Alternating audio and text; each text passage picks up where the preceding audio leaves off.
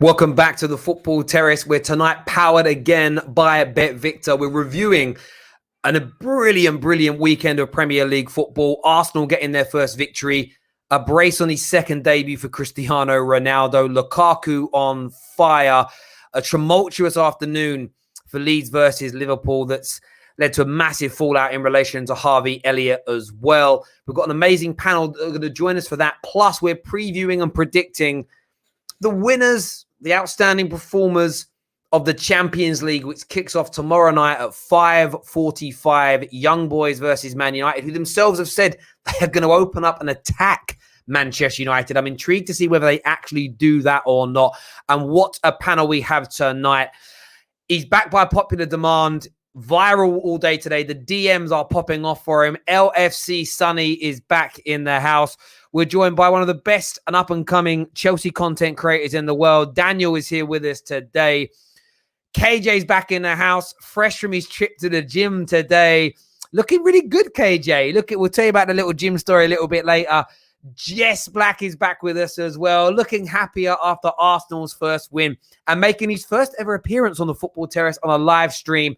Lee Judges from AFTV and Lee Judges TV is here with us. Good afternoon to all of you. How are we all doing? Good. All good. Good. A good weekend for all of us, really. We all won. I mean, it's rare that I do a show where everyone's won over the course of a weekend. I want to start with Arsenal, though. Have to, and speak to a special guest today, Lee. Was it just a sense of relief to get your first victory of the Premier League campaign? Yeah, I suppose so. We haven't had the greatest of starts, so yeah, I think the result was more important than the performance and everything there, So, listen, we've had a tough couple of games playing Chelsea and Man City are probably going to be I reckon are the two favourites to win the league. So, you might disagree with that now with Ronaldo coming back, but I think that we've had a tough start. We haven't looked good, but ultimately it was about getting the 3 points. It wasn't a great performance, I have to say. There's certainly lots of things to work on, but we're up and running. We're up and running, Till. We're up and running. And that's how about yourself, Jess? I mean, do you share the same sentiment there that Lee has? It depends on what your definition of performance is. I don't think that they looked as disillusioned as they did in the past couple of games. And when I rewatched it, I just thought, okay, these players have to gel a little bit more. The last 30 minutes of the game, we really should have had 2 more goals. They created next to nothing. Like when I listened to the commentary, it was very much Norwich had us, they were in the game. They really weren't. They created nothing and we just didn't put away our chances. So I don't think it's anything to write home about, but to me, it wasn't as bad as maybe some other people thought. It just needs to get better from here. So I'm happy with the win. We still have tons of work to do, but it's not as bad as I feel like some people think it was. When you first watch it, yes. If you watch it back, you realize that we actually controlled the majority of the game, just didn't put our chances away, and you're never going to be 100% dominant for all 90 minutes. Norwich did nothing in that game. They really didn't. So, yep, it's all right. Got to win. Lee, can you see, obviously I watch a lot of stuff. I watch your channel, I watch AFTV regularly. Give us your thoughts on Arteta. Do you think he's going to be able to turn this around? Or do you just feel like he's a dead man walking? Oh, I think he's a dead man walking at the moment. I really do. I think what he needs to do is obviously get some wins under his belt, but he also needs to start putting in some performances, something that we can get a grip with and whatever. The football at the moment is not good. Us fans at this moment, we're not excited with what we're seeing, and I think that we've got certain players in the team. We're not saying that we've got a great team at the moment. We've got some decent players, some exciting players. We've got Pepe, we've got Saka, we've got Aubameyang. They were the 3 up front there, and they're sort of playing with handcuffs on or shackled a little bit. We're not giving them the freedom to play and express themselves. And I think he's far too defensive, in my opinion. Listen, time will tell. I think if he starts winning, if he wins 5, 6, 7 games on the bounce, then maybe he'll start winning the fans back. But I think it's a very, very difficult thing for him to do. Personally, I can't see him turning it around, because even where we beat Norwich, it wasn't a convincing performance. He needed to win that game, needed to win it quite big. It wasn't. We scraped through. I know what Jess is saying. I agree with Jess, what she's saying. We should have won by 3 or 4.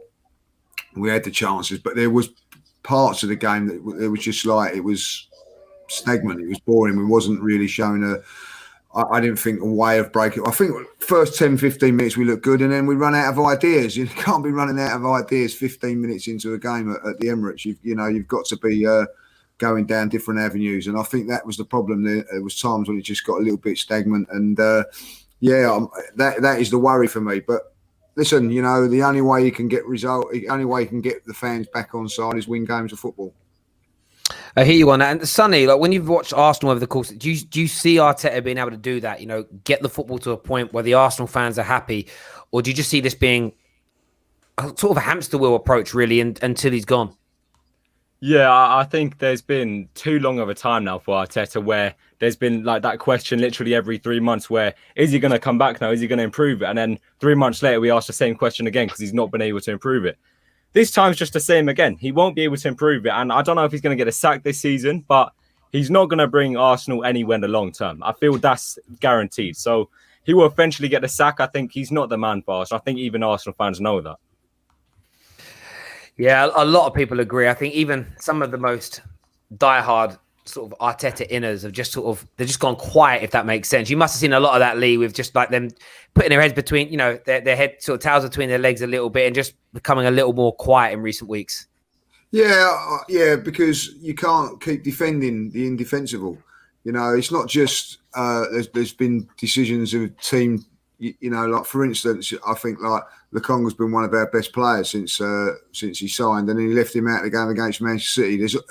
He brings in Kolasinac and plays a back three against Manchester City. There's too many mistakes happening and all that, So yeah, I think that I understand the Arsenal fans. A lot of Arsenal fans want Arteta to be successful because we're not a sacking club. We're not like that, Other teams are, and that's not the way Arsenal do things, but. Ultimately, you can only back a manager for so long, and I think that patience is running thin, and also I don't care what anybody says. We're still paying a lot of money to at the Emirates, and we're watching the football we're watching. It's not good enough. Listen, if we'd have lost that game, the fans would have turned. The fans, by the way, were fantastic on Saturday. Really, really good atmosphere there. But ultimately, if we'd have lost that game, the fans would turn. So you've got to win games of football. But unfortunately now for managers, you've got to win football matches, but you've got to do it with a certain flair and style as well. And if that doesn't happen, then the fans will go against you. And I think that's what's happening with him. And I think at this moment in time, you can't defend. I know there's a few that will try, but ultimately it's very, very hard. Go on, Dan. I will say. Can you hear me now? Yeah. No, I will say I agree. The atmosphere was actually really great. But there was that, and everyone knows it. You can sense it on TV, but you sense it even more when you're at the stadium. That period of the game where the fans are slowly starting to think, are we actually going to score a goal in this game? And you started hearing the groan and you started hearing the moaning a bit. Like there were guys saying, "Come on, you need to finish it." Like Pepe, for example, he's probably the only footballer in the world I know that can beat his man and let that same defender come back and get the blocking. Like it's things like that. Like it's just a bit too slow, a bit too lethargic. So I mean, it's good that Arsenal got the win. Arteta, obviously, he was bigging up the win, and of course he would. I mean, it's been a bit of a torrid start, but. Hey, it's tough, man. It's tough. When your back's against the wall, you take any point you can get. You take any 3 points you can get, whether it's Norwich, whether it's Brentford, whether it's whoever. You take all the points you can get right now. So yeah. I feel like at the same token, it's kind of like I think people don't actually think about the fact that like we miss clear-cut chances, and that's on the players. It's always a combination of both for me. Every single game, Arteta makes mistakes. Like Pepe, his biggest issues are actually the way that Arteta uses him. If he had just used him the way he used him in the last 30 minutes, that game would have been done. Using him the way that he did in those first 60 minutes was wrong. So, but then when you create the chances, you have to put them away. Like, I can't get away from the fact that we almost had 3 goals in XG. Like, and you saw them. Smith Rowe should have put his chances away. Saka should have put his chance away. Those are 2 players that people don't want to talk about, but they're not. Yeah, Aubameyang, they're not finishing their chances. So it's up to Arteta to get you to the final third. If you don't finish, that's on you. You know, so it's really a combination, but I do think Arteta's it's just going to be one of these. He'll win some games, he'll lose them, and, you know, we won't really see as much as we can out of this team. I think it's better than what he's getting out of them, but that's what you get with an inexperienced manager, you know? Yeah, that's a great point, like Jess makes there. And I concur with that. The fans were just about to turn when he made the substitutions, and the substitutions were key. Bringing on Partey, bringing on Smith Rowe. We went a different route, and you're right. That next 30 minutes there was more attacking, more creativity. Smith Rowe was running from deep, and that's what I was saying about the shackles were on in that until those 2 players come on. You know, Pepe was non-existent when he Aubameyang had a couple of shots, but after that, as soon as those 2 substitutions were made, I think Partey does make a difference because he moves the ball quicker through the lines in midfield. But ultimately, we made chances after that, and a lot more. So again, you may be too cautious from Arteta, you know, and that's what.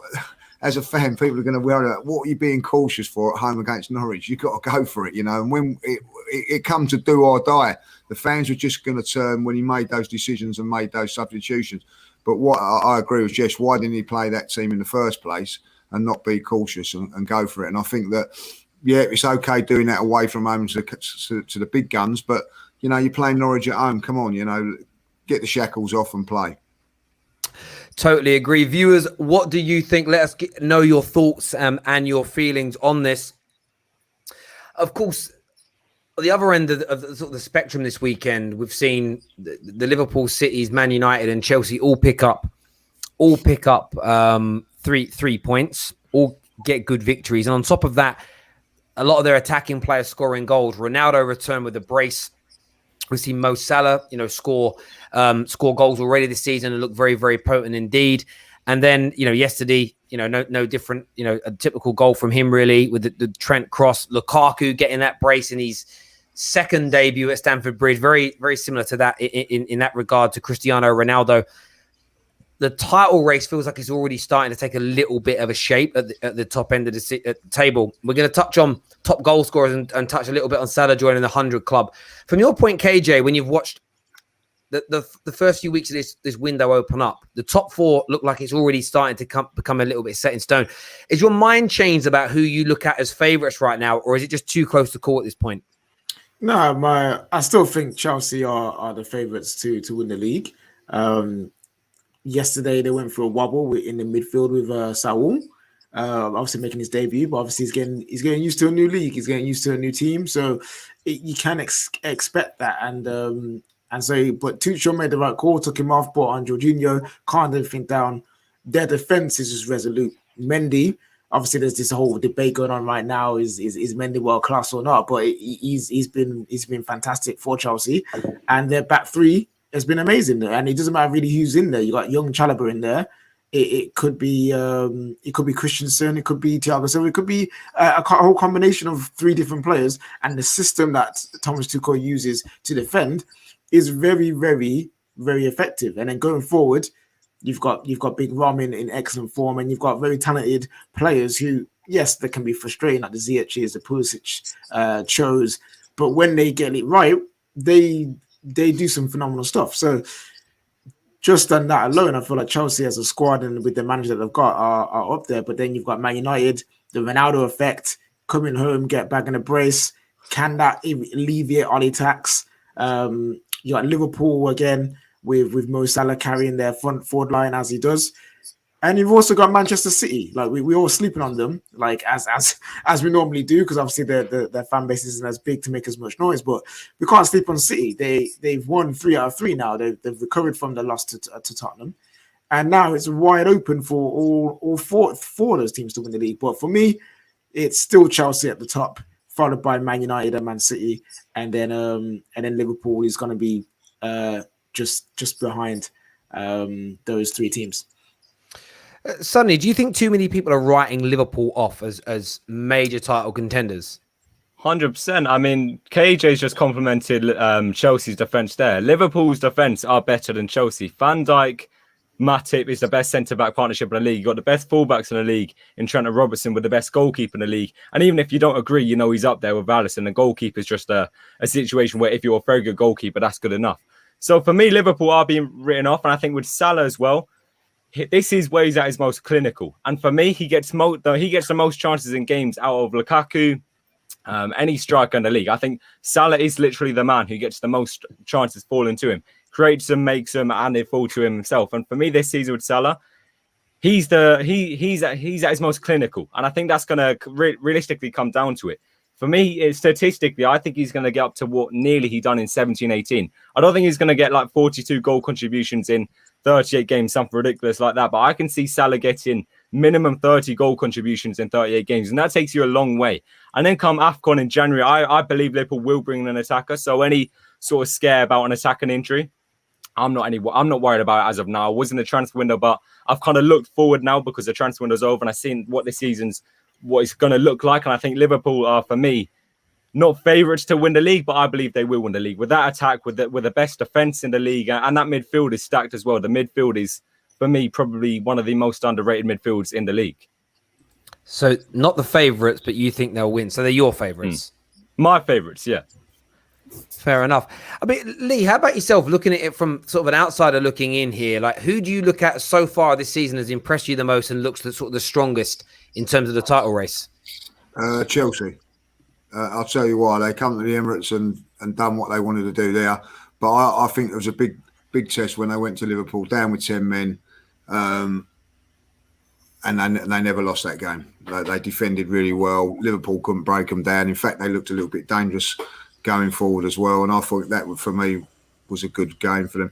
Listen, I think that all four teams have got a chance. I do agree with Sonny there. I think that Liverpool defensive will always give them a chance to go. And let's face it, with Liverpool, they've gone to teams like, 3-0 win again at the weekend at Leeds. Not many teams are going to go to Leeds and win 3-0. Yeah, I'll tell you that now.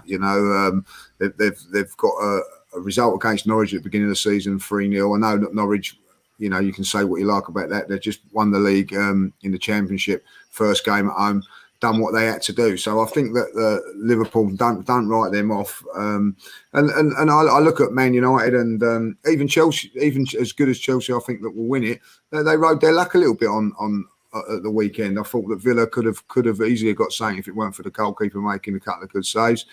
Manchester United, I think that Manchester United are going to still think with Man United, the unknown. Ronaldo coming back is obviously going to make them more.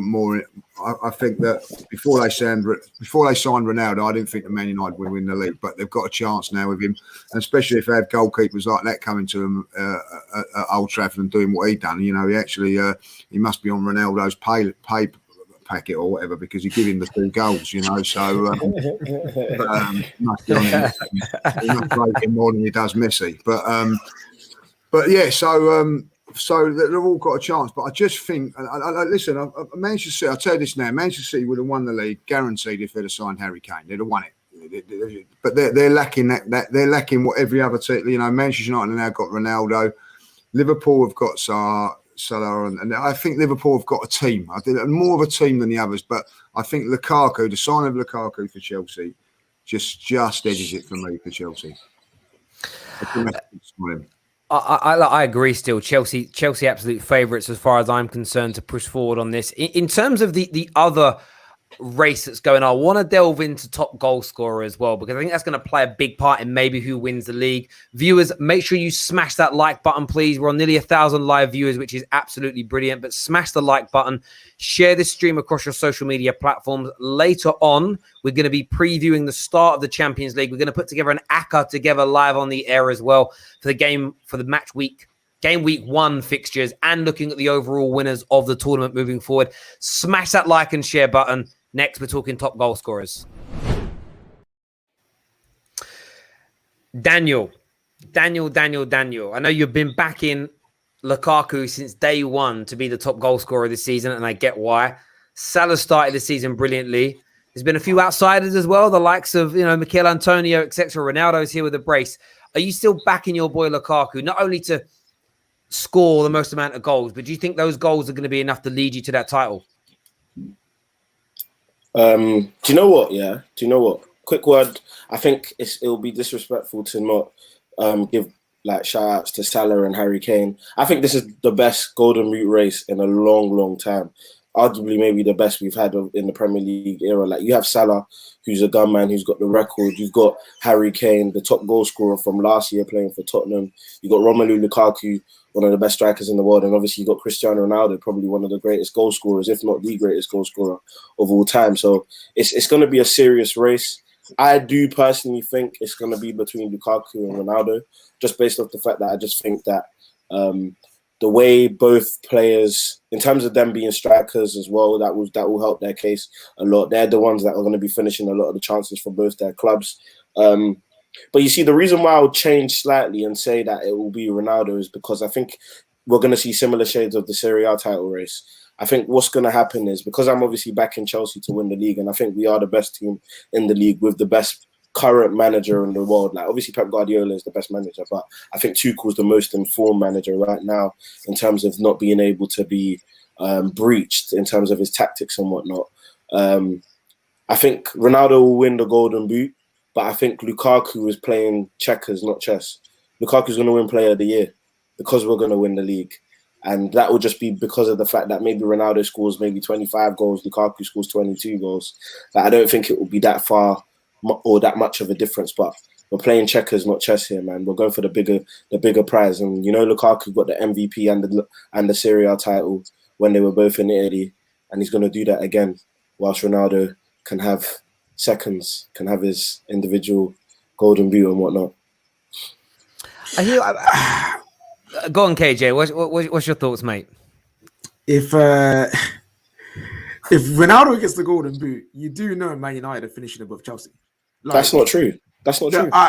Listen. Is it a possibility that can happen and you still win the league? Of course, but I just think Ronaldo's influence can drive Man United forward, and if he's getting that amount of goals with the other pieces of firepower, let's look at it though. Yes, Chelsea have Romelu Lukaku as their main goal scorer. Man United would have Cristiano Ronaldo. But if you look around at the other players around them, we've got Bruno Fernandes who can score goals, Marcus Rashford, Mason Greenwood, Jadon Sancho started slowly, but when he gets firing, he can be very effective. Paul Pogba, he started the season very well. The players around Cristiano Ronaldo are also going to contribute. KJ, I'll give you two reasons why I totally get what you're saying and I understand that. Yeah. But what you need to understand with Man United, and I say this with my chest, bro, Man United didn't solve anything by getting Cristiano Ronaldo. You could score goals already. You were blitzing teams last year. And you could show that you had the firepower to blitz teams. We solved an issue from last year. We had the second highest XG last season. Like I keep pointing out to people, we had the second highest XG, but we finished 20th in actually converting that XG. We were last. Just look at that discrepancy, second to 20th. Bring in Lukaku now. I would give us a 5.5 for that performance against Aston Villa, 5.5.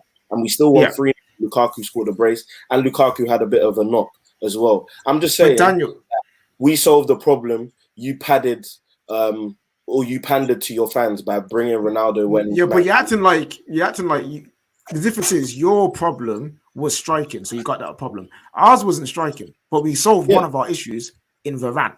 So if we're talking about solving issues, we both solved an issue. Varane is been solid ever since. Did you solve your biggest issue though? Because I think your biggest issue was your midfield. Yeah, listen, the biggest issue might have been the midfield. Did we solve that? No, but does that necessarily mean that because that's there that we can't do anything, we can't push forward? No, that there's not. There'll be games where we just have to outscore teams. And I would bet on Man United to outscore teams more than Chelsea. Personally, you will have a better goal difference in terms of you'll have a better defense, and therefore you concede less score goals, and therefore your goal difference goes up. But in terms of outscoring teams, I'll bet on Man United to outscore. And you know me, I'll always understand where you're coming from. But at the end of the day, for me personally, with the way Tuchel has set up his team and in terms of the structure, I bet on us to not concede. we don't concede 2 open play goals in a match. So where the goal is going to come from in terms of opposition teams? Relying on your team to outscore necessarily might not always come up trumps for you, like we saw against Southampton. So for me personally, I would go with the team who is able to shut out other teams rather than the team who is relying on outscoring. That's just me personally. I hear you on that. I want to speak to Sonny because Mo Salah joined the 100 club. 100 Premier League goals for Mo Salah. One of the best times as well, like in terms of amount of games it's taken him to get there. I want your thoughts on Mo Salah, how good a player he's been. But would you back him at 9-2 with Bet Victor? Would you back him to be your Golden Boot winner of the Premier League this season, Sonny? Salah, for me, does win the Golden Boot. I cannot believe no one's actually said that on the stream yet. I think Lee mentioned it, but KJ and Danny were just speaking there. I had no word of Mohamed Salah. And for Salah, for me, in the Premier League era, he's statistically one of the best players ever. And what I want to say now, the three teams that we're looking at between the Golden Boot is realistically Chelsea, Man United, and Liverpool with Salah, Ronaldo, and Lukaku. If you look at those teams, I think they've all scored 10 goals so far. There's only one team out of those three really has like a bagsman. You can say Lukaku, but Chelsea have other scorers. Liverpool, for me, don't really have other scorers other than Mohamed Salah. And like I said earlier, this is his most clinical season. This will be his most clinical season. Salah, out of all those players I've mentioned, he gets the most chances out of them all. And this season, that's going to happen again. And I said earlier, I think he's going to go up to near 17, 18 stats again, but more goals this time. So I think for people to not even mention Salah, the disrespect is unreal. And that's the question we always link in with Salah. Why is he not respected? I cannot tell you why he is not respected. If you look at his stats, 100 Premier League goals, and I think I've read a stat earlier, it's something like 120 goal contributions in 140 games for Liverpool, or something even better than that. So to not mention him, I mean, I can't. To not mention Salah in a Golden Boot race, I don't know about that. Well, it's not like no one's mentioning it. Yeah, you two didn't mention it. Wait, Sonny. The discussion me and Danny were having was between Lukaku and Ronaldo. Yeah, so why would you look for that saying who's the Golden Boot? And you said Ronaldo and Lukaku. I literally said before I started, it will be disrespectful to not mention Salah and Harry Kane because Harry Kane. Oh, I didn't hear that. I literally said that. That's how I was wondering. Sonny, I have a question. Is Salah, is he in a contract year as well? Is he playing for a contract per se? Does he have something coming up? For me, that makes a huge difference. When players are playing for contracts, I know he's not really playing for one, but you know what I mean? Like he's playing for something bigger. And they're going to be relying on him. Mane looks off it. Firmino is not really involved. So their main goal scorer, like you said, is Salah. And for some reason, I think it's going to be him. At first, I thought it was going to be Lukaku, but then I remembered. You guys you do create chances, but not really. Not to the level of what Liverpool does. So I think it's Salah. And I would put it because he's in a contract year. Lee, you know that. When you have players in contract years, they tend to play a little bit better. Aubameyang. Yeah, exactly. So, yeah, for sure. So I would say Salah for sure. Especially after what I saw, I think he looks super sharp, really good. Yeah, you've all thrown some good arguments in here, and I've got to put a bet. It's one of the bets I'm putting on today here with our partners, Bet Victor. Remember, you can sign up now and get your account, bet £5 and get a £30 free bet. The link to do that is pinned to the live comment section, and all the information is inside our description below. Remember to always bet responsibly, be over the age of 18, and read the terms and the conditions. But like when I look at this, and I'm just going to put us all back on screen with this, that should work. There we go. Lee, who am I putting my bet on today? Who do you reckon, mate? I'm gonna put it on you. Who are we gonna stick 20 quid on to win it at the end of the year?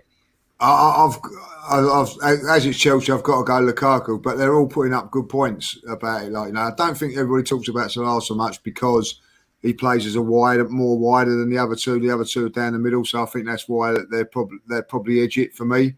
I think Lukaku will get lots of chances with Chelsea. I've got to pull up the comment about the best manager, by the way, saying the best manager in the Premier League, without a shadow of a doubt, is Jurgen Klopp. I don't care what anybody says.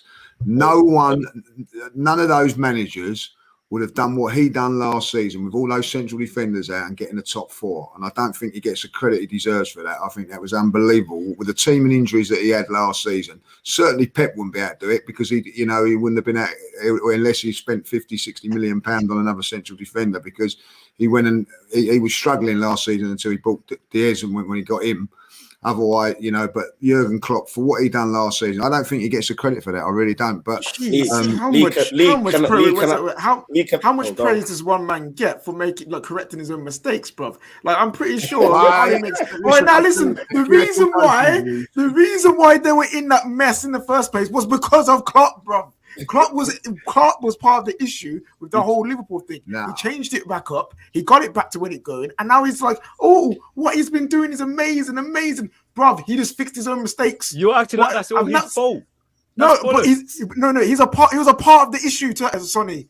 He was a part of the issue. Everyone at a part of Liverpool Football Club was a part of the issue, KJ. Yeah, but you're all praising him like he had nothing to do with it. He was part of it. He corrected his own mistakes. KJ.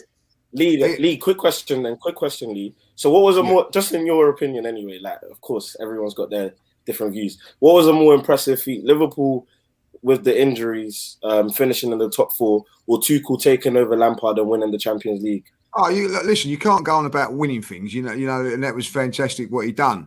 But I'm telling you that now, if Tuchel had the injuries and take all of his back 4 out of it, he wouldn't have won the Champions League. I don't think they've even got in top 4. I disagree with that. Before Tuchel came into Chelsea, let me just point this out there. Chelsea were individual errors FC. Tuchel's added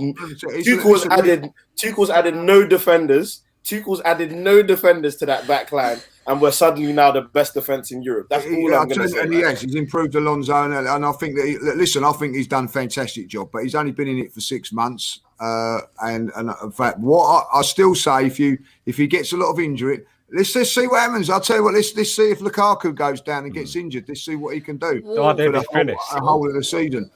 I just think when you look at all the injuries Liverpool had last season, and I'll be honest, I'm a big Klopp fan. I honestly think that if Man United had Klopp at Liverpool, if he was Man United manager, I'm going to say Man United would win the league. I don't think Man United will win the league because of their manager. I think that Chelsea have got a better manager, if I'll be honest. Man City haven't, and also Liverpool. But I just like what Klopp does.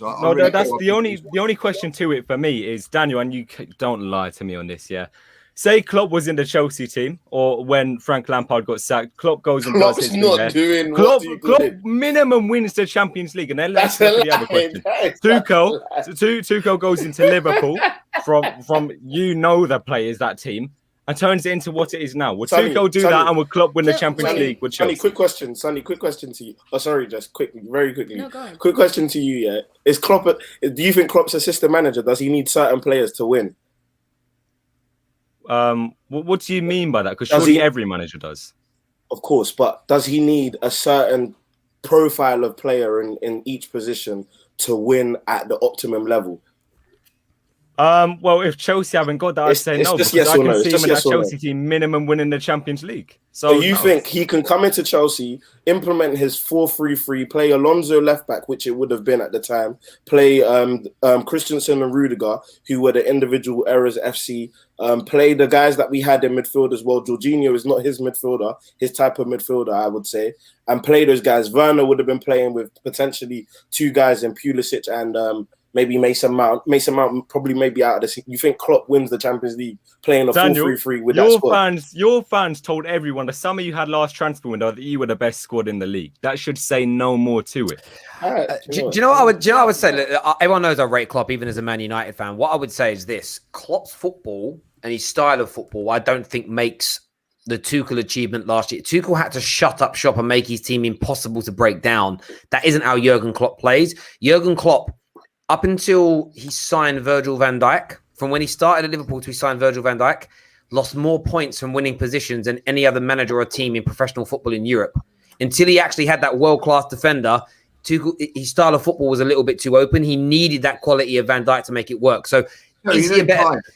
No, of course, yeah, absolutely. I think with Tuchel's system, though, I think Tuchel's one of those managers, a little bit like Antonio Conte. Antonio Conte can take a Vicky Moses and make him for a season one of the best right backs in the league. Some managers have the ability to get like blood from a stone And I don't necessarily think Klopp has that. That doesn't mean he's not as good a manager, but it's horses for courses. In terms of my bet, though, I'm going to go with what Lee Judgy said there. It's going to be Lukaku, and I'm going to stick 20 quid.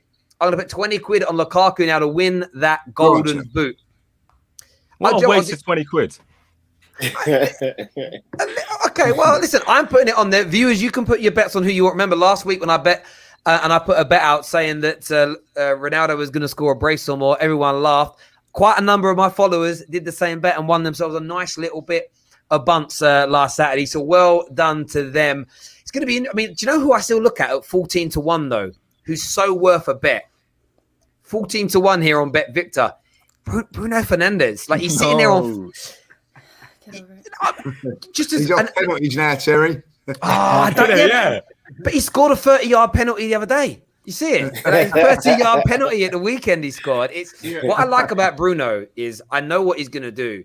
He's being written off again because he's not going to be on the penalties. He's still going to score the goals, I think, because what I saw happen with Bruno, especially when Newcastle tired at the weekend, is he was being given so much more space than he normally gets. Why? Because people are following Ronaldo around now. It's one of the things that made Messi.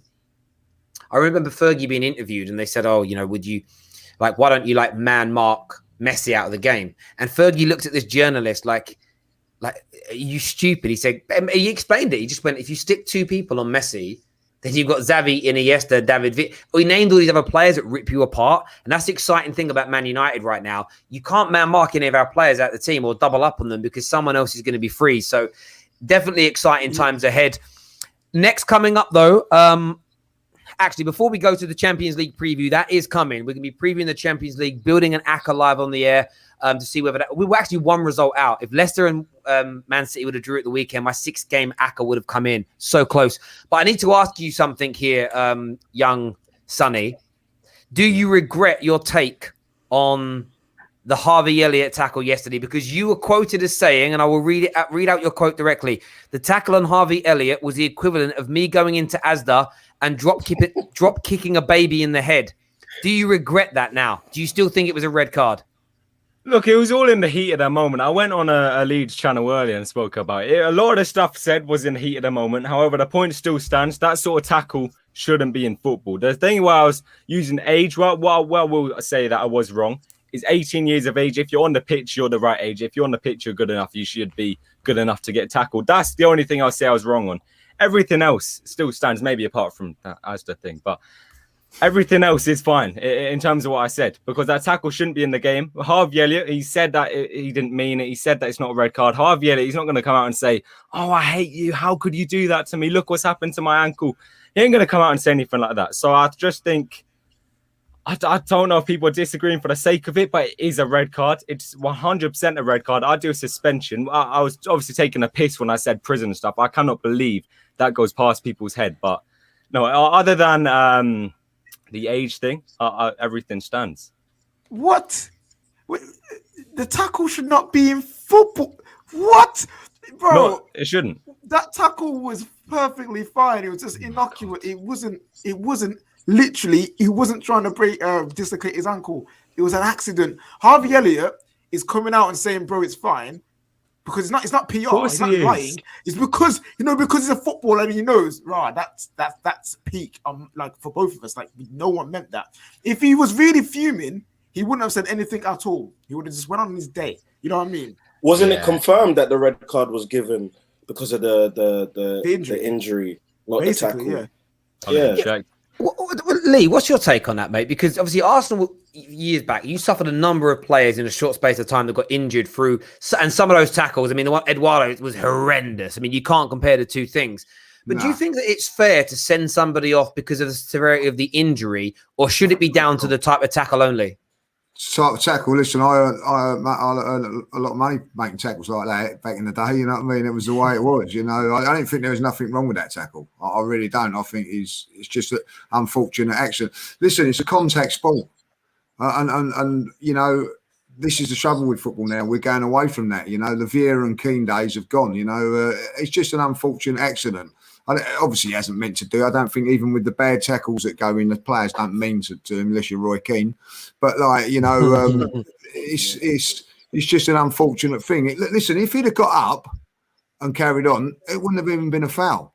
No, but that's where the confusion is. It's always 50-50 whether they will get up or not. Because that is that exact challenge that I'm talking about from behind. That's the risk where it is. Half the time people will get up.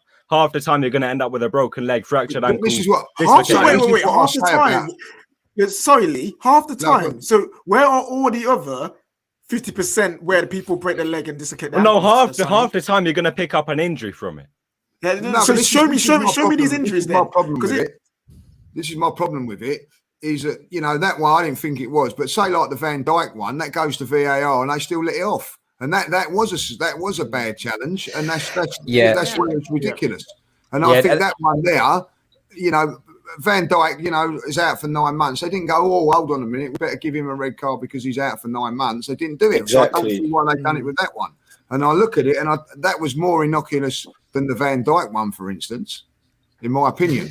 But yeah, I agree. It needs to be for the chat. Although it's horrendous when you see it, it has to be for the tackle and not if an injury ensues. And then where do you start drawing the line? Because I remember after Van Dijk got injured, there was a lot of calls from Liverpool fans that I remember, like, and prominent Liverpool fans, you know, Pickford should be banned for as long as Van Dijk is out injured. And then what that creates is this precedent. What rival fans then did every single time. I remember about 2 games later, Fabinho made a tackle and injured, I don't know who you were playing, he injured someone, they went off.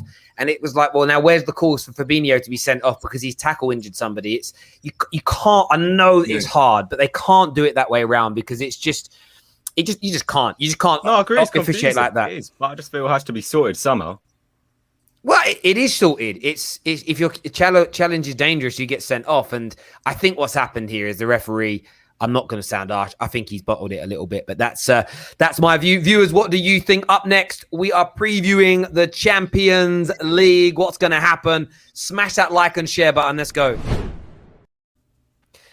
Champions League is upon us, ladies and gentlemen, and obviously very, very exciting season ahead because all the English teams in it are being looked at as potential favourites. Just where I leave, Phil. Just where I leave. No, well, this is the Football Terrace. We love rival chat on this. And I think, do you know what, though? I think actually to a degree, Arsenal fans giving opinions on it this season is really important because there's going to be no bias. Does that make sense? Like, you're going to just say what you think and what you feel without there being any kind of like agenda to it, as it were. The odds are really interesting at the moment because currently PSG, as you can see, are favourites at 3-1. City second favourites. Man United actually 5th favourites right now at 12-1 behind Liverpool, Chelsea, and Bayern Munich. But in front of the majority of Europe, you see Real Madrid at 14-1, Juve 25-1, etc. We're going to look at some of the games tomorrow night and put a bit of an ACCA together. But it does, Jess, look like it's set up to be a really interesting and exciting Champions League season.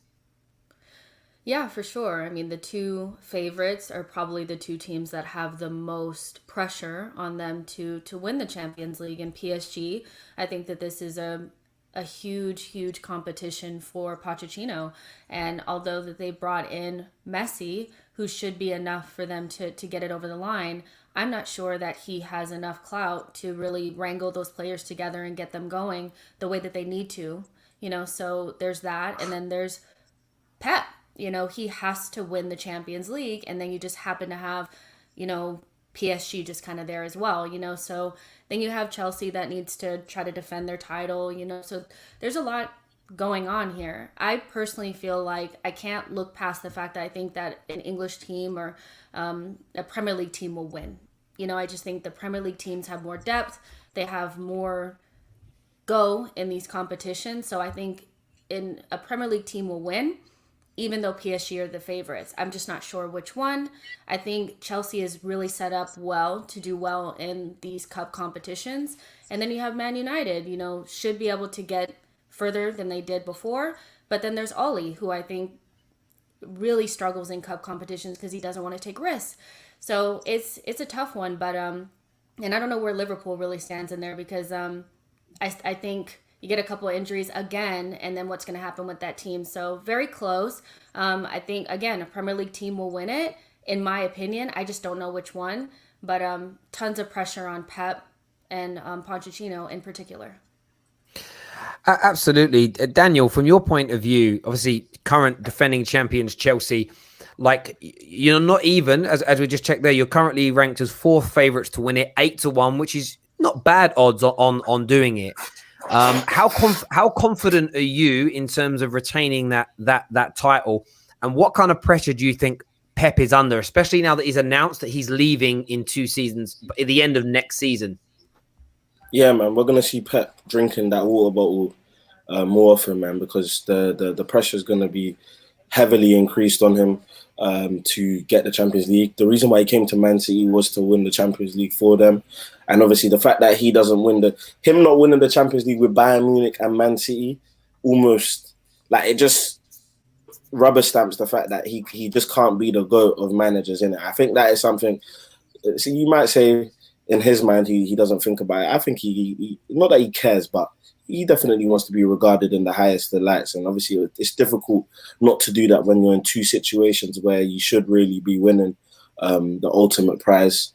So it's tough, man. And I think with Chelsea, in regards to Chelsea, we have zero pressure at all, because there's teams that are in desperate need of it and need to win it more so than the other team, just in terms of PR and whatnot and everything that they've invested into their club. I think in terms of the trajectory, and everyone on this panel can agree, when we want, in terms of our trajectory and the timeline that we had, the Champions League wasn't on the timeline to be won last year.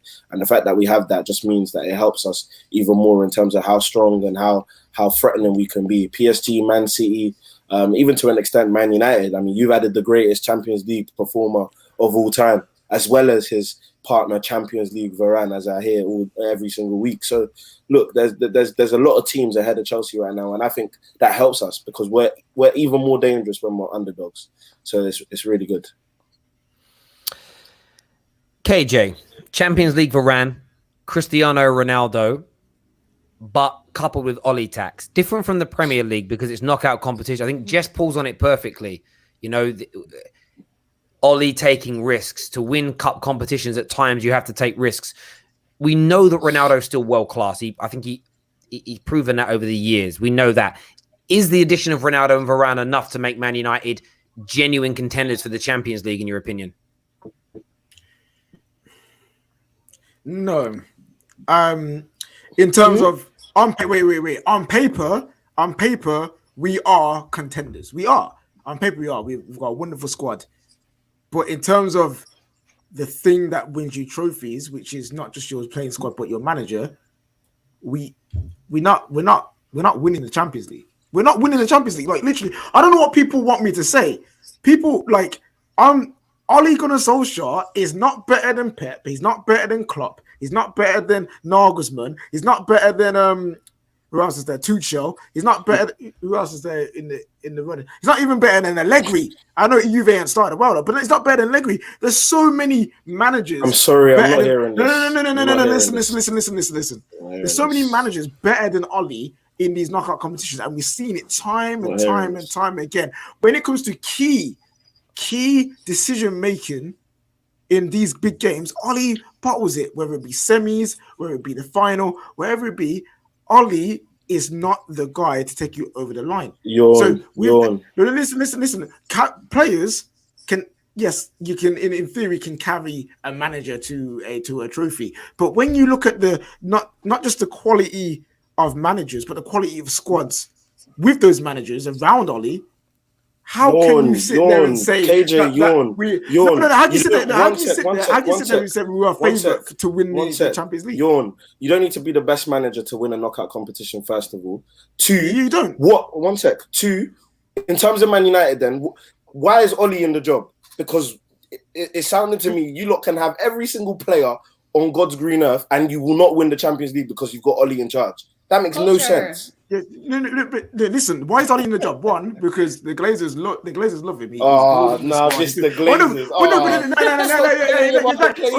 Daniel, you're flailing your arms, but you don't want to listen. Shut up. Listen. All you do is this. That's all you do. Stop flailing your arms and listen for 2 seconds. Stop getting nervous because of me. I'm just pointing out. Listen, I'm telling you straight facts. You asked me why he's in the job. He's in the job because he's been building. He's building something for a time. The Glazers love it. The Glazers love him in that job. He is a nice guy with the squad, good the manager. He's building stuff, yeah. But when it comes to the big games, no one can tell me that he's not making fatal mistakes every single time. He's not being able to get a hurdle. Like Champions, Europa League. Look at that team that we had in the Europa League. We should have won that easy. But again, key decisions Oli did not make. Therefore, we didn't win the Europa League. So now you're expecting me to say that Oli can definitely win the Champions League? No, because that would be foolishness. Do we have the squad? We have a squad to win it. But do we have the manager to win it? No. Do you know what I find interesting is suddenly, like, we got bantered for having Oli as manager, and now if anyone United fan says that Oli might be the reason we don't win something, everybody says that's not a good enough excuse. It is a mad one to me. Lee, from your point of... competitions are different than the league. That's all I'm going to say. But Jess, wait, Jess, you just said yourself, I don't think they'll do because Oli made not enough key decisions. I think she can say that. I've always said I can that he has a good formula in the league. He knows exactly what to do to get the wins against the small teams and to just do enough against the better teams. That's what you do in the league. In cup competitions, he struggles. Like, he doesn't have the same tactical nous as like Tuchel. Like, you know what I mean? So that's what you said. And that's what I know, but I'm just saying that you can't use that for the league. That's why we need you guys to say. I'm not talking about the league though, am I? I'm talking about Champions League. No, you're not getting what she's saying. I said, but I've said we can win the league. But it's because Terry came in and he's like, well, it's funny because sometimes you have all and sometimes you don't. I'm saying there's a difference between the competition and the league. You say it with chest. In the Champions League, and Jess, you can just kind of relax on it a little bit. And Jess, all I'm saying is, so are we saying categorically, because we might as well just end this debate now, are we saying categorically now, Oli can have any selection of players in the world that he wants at his disposal, and he will never win the Champions League because he has got Oli tax? Is that what we're saying? No, I disagree with KJ to a degree. Like, I don't think we won't win it. Let me rephrase. It's not that we can't win it. It's about predicting who we think is going to. Do I think this season that he is going to finish in front of PSG, Man City, Liverpool, Chelsea, Bayern Munich? That's 5 teams he's got to finish in front of. It's hard. It's actually harder to win the Champions League this year than it may be to win the Premier League. Different kind of competition. Again, the draw helps. If a couple of those teams knock each other out, it can help. Like we all saw it last year with Chelsea. Your run to the final was far more simplistic than City's on the other side. So a draw can help Man United. But when it comes to it, we don't know who we're going to get. Like right now, Man United are the 5th favourites for a reason. If you're 5th favourites, you got a 12-1 shot. 12. I know, Lee, you like a bit of a gamble. 12-1 are not great odds. Do you know what I mean? Listen, that's a good odds for me, Man United. Yeah. There's a couple of factors you got to pull into this. Cup competition, anything can happen in a cup competition. So I disagree when you say, look, in the Champions League's harder. The Premier League's going to be harder to win than the Champions League. In my opinion, always is, because you need that little bit of luck.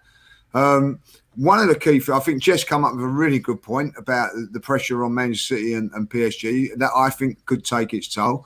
I also think that the 4 clubs in the Premier League going at it in the league means that that could go against them, depending on where they are. If one falls away from it, it might give them a chance to go on it. But listen, Manchester United, with the players they've got at 12-1, I'm having a bit of that, I think, because, Manchester United have always had that little bit of luck in competitions as well.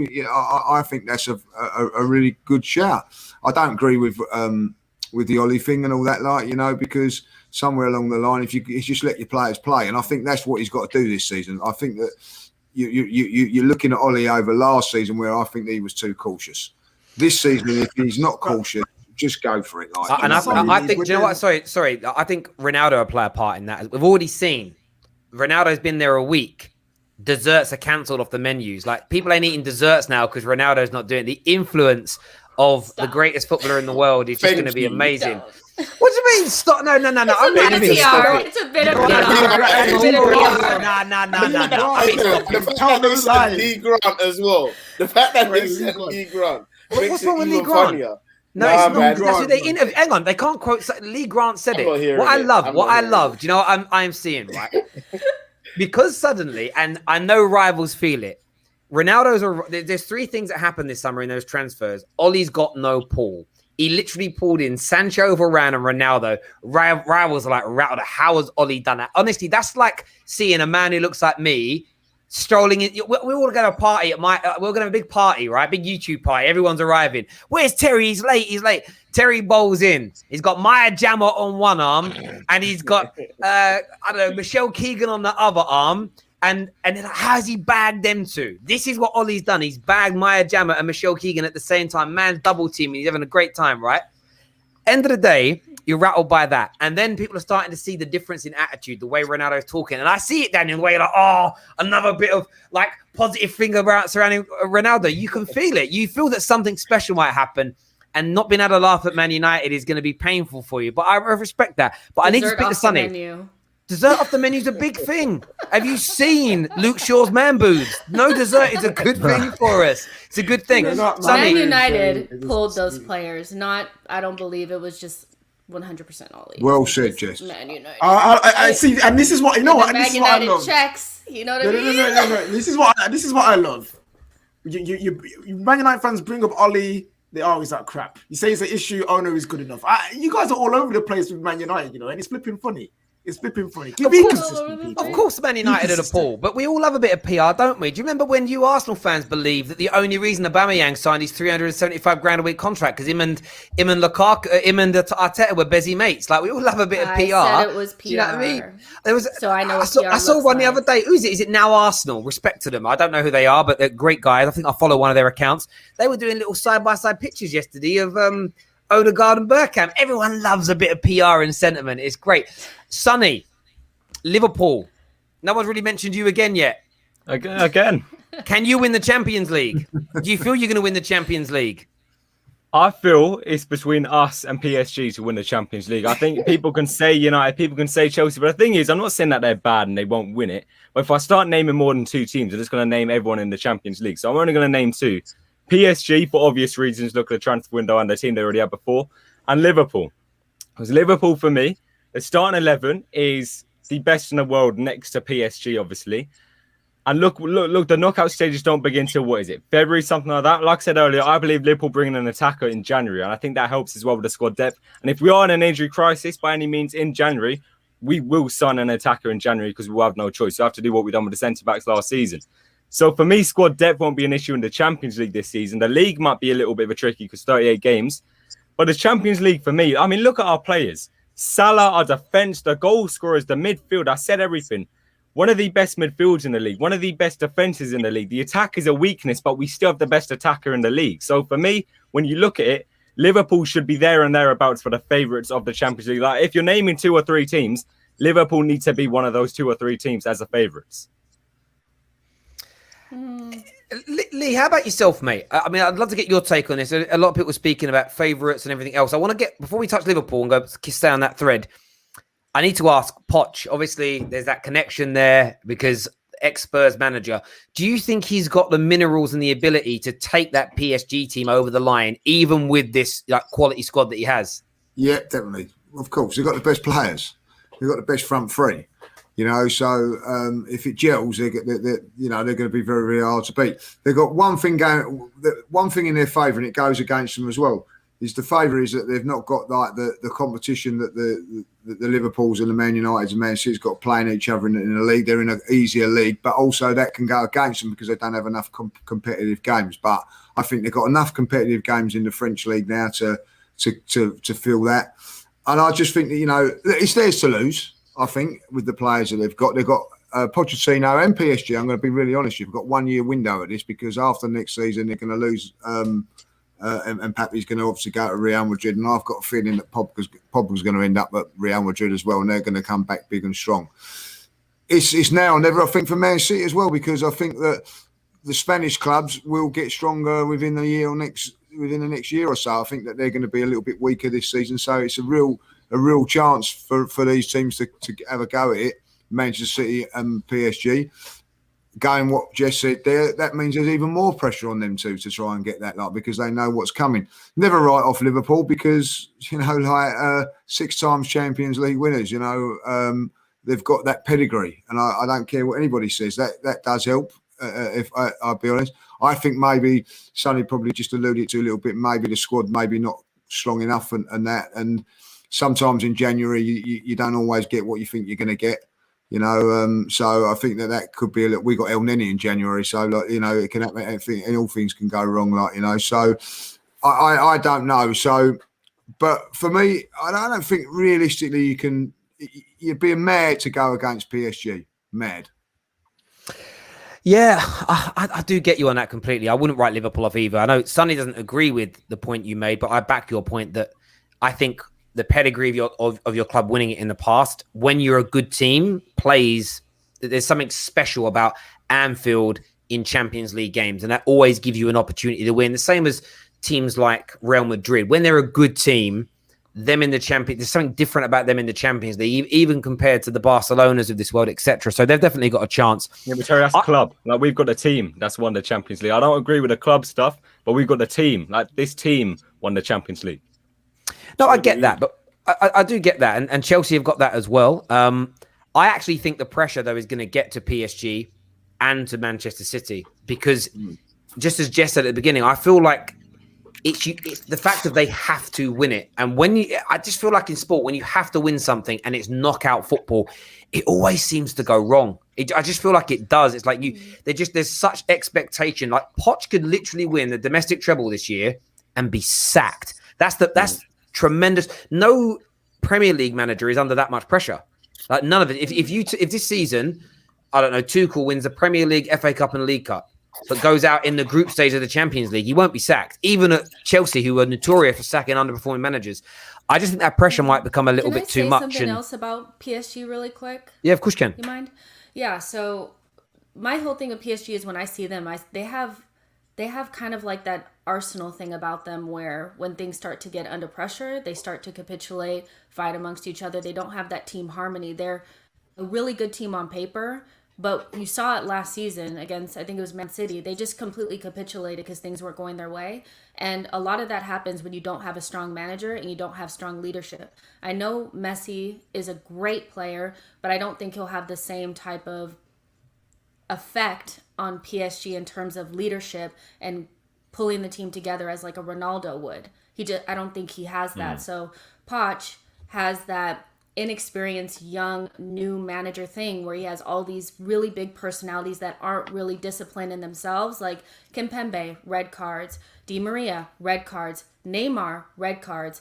Those types of things when you get under pressure, if you don't have a strong manager, you'll capitulate. And I just see that happening again because they're under more pressure now. So that's my big thing against PSG. They're good on paper, but they got a little bit of that Arsenal in them where when the pressure hits, they just kind of fall apart. It's going to be interesting to see. Super Chat here says, on the show last week, Jess said Mendy was crap with his feet. He had the best long pass accuracy for a goalkeeper in the Prem ahead of Alisson and Edison last season. You're being called out there, Jess. You are wrong, according here to... actually, my dyslexic brain, I do not know how to pronounce that name. Gilno. Cool. Curry. Yeah. I don't think he's as good as with his feet as other goalkeepers. I mean, your pass accuracy, I guess. I guess it's eye test versus stats. Maybe you're right. I still think Emi Martinez is a better all-around goalkeeper than Mendy, so there's just that. There we go. Well, everyone's had their say about who's going to win the Champions League this year. I've got to put a bet on here with our partners today, Bet Victor. Remember, you can join up now and get your £30 free bet by clicking on the link in our description below. Always gamble responsibly and be over the age of 18. Of course, who am I going to put my money on? I don't know is actually the question. I don't know who I'm going to put my money on today. Everyone's kind of give a different view. I'm going to put this across to the audience now. First person to super chat in a name of a club, that's who I'm going to put my money on. And I'm going to put £30 down. £30 I'm putting onto this bet. So the first super chat that comes in, that's what we're going to put it on. So get that done right now. I haven't really done my prediction, though. I'm actually going to go with No, I'm not going to go with Man United. I can't. No. You know what? Yeah, you can, Terry, because you want to. Because that's what your heart's telling you to do. Oh, can you not handle the pressure, Terry? Is that what it is? Bro, I handle the pressure. Yeah, of course I can. What pressure? Do you know what I'd love to happen? I would love Man United to win it with Ronaldo. Ronaldo to get his 6th. How many has Messi got? 4. Champions League. League. 3? Has he even got 4? Yeah, I don't think it's 4. I think it's less than that.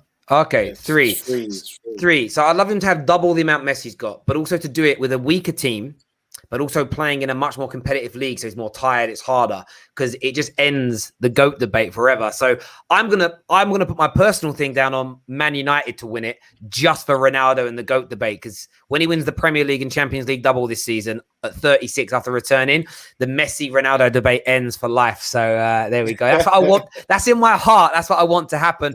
But the Nesh has stepped up here and he wants to put the bet on Liverpool. So we're going to select Liverpool at 10-1. 10-1 for Liverpool, and I'm going to put a £30 stake down. That's the wrong one. I clicked on the Lukaku one again. Let me remove that. I'm going to click on Liverpool, and I'm putting £30 on Liverpool to win the Champions League outright this season. That's at 10-1. That gives me a £300 return if this indeed comes off here with our partners today, Bet Victor. That bet has been placed. Easy 300 quid. Place the Easy. bet. That's loading now. And that's it. That's done. That is locked in for the rest of the season. It's going to be intriguing to see what happens here. I'm very, very. It's going to be such. Honestly, this season is already looking so good indeed. A lot of people are writing 4 in here. I don't know what they mean by 4. Messi's Champions Messi's League. got 4. He's got 4. Okay, there we go. Cool. I lost train of thought. Right, we're going to have a little bit look at match day 1 though in the Champions League now, ladies and gentlemen, and put a little bit of an acca together with what we think is going to happen in terms of the individual games, which should be quite fun. Make sure that like button has been smashed. Before we do that, though, I'm going to put something else up different on the screen because I've got to ask lead judges about something here because I've seen this clip many times, but I've never understood what happened or what was going on here, Lee. Could you explain what you saw on your phone? What made you do this, bro? Honestly, one of the funniest things I've ever seen, and I never knew what it was you were looking at. What was it, brother? That is one of my Tottenham mates who I hadn't heard for months. He's a good mate of mine. Just texted me to just say what the score was like. Just after we'd lost to Spurs, and I hadn't heard from him for a few months, and I was just going, you know what I mean? Honestly, you know what? I didn't realise, and that's the thing about doing those bloody watches. You forget the camera's on. So I didn't know. I didn't realise, and then I thought, oh no, he loved it. Actually, I say that he loves it. He don't know it was actually him, but he's got an idea it was him because it happened. But I've not actually said it was definitely him that done it, So it got me at the wrong time there, just after we lost to Tottenham. People forget that though. Sorry, go on, KJ. So Lee, you have some of the greatest memes and gifs on flipping Twitter. I absolutely love your reactions on the shows. The cheeky bastard one is probably my favorite one. That one. I think it's the hand. This part is so good. It's that one, and then when DT is when DT the Harry Kane one. You won't believe. The best one. The best. The one where DT calls Pepper bald fraud, and you just look at him like that. He was lucky that day.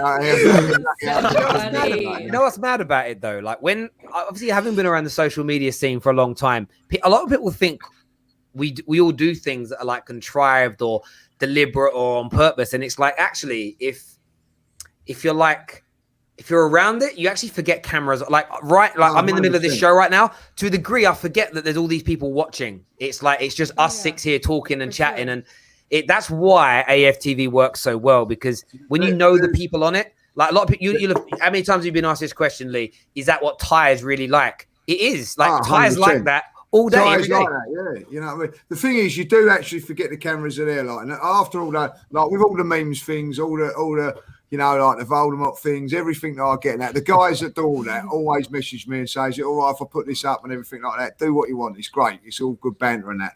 But one of the times that after I'd done one of them, right, I actually, I think it was, I can't remember what game it was. I actually put on my phone, remember the cameras are watching, remember because I don't want none of these memes coming up. Remember it ain't coming. And then something happens and then I've got, no, the memes have come out again. So you just totally forget that it's spontaneous and things like that. And, so listen, I'm not going to knock it because it's sort of catapulted me into a world now where I'm happy. I'm happy what I'm doing and everything like that. So I'm not going to knock it. You're a YouTube legend, mate. YouTube legend, mate. That's what I'm going to say, Lee. That's what I'm going to say, mate. Quality. We're going to put a bit of an acca on now, ladies and gentlemen. We're going to pick a few results from game week 1 in the Champions League. I'm going to put it up on the stream here so you can all see it at the same time as us. First game I'm going to pick from tomorrow, Barcelona, Bayern Munich.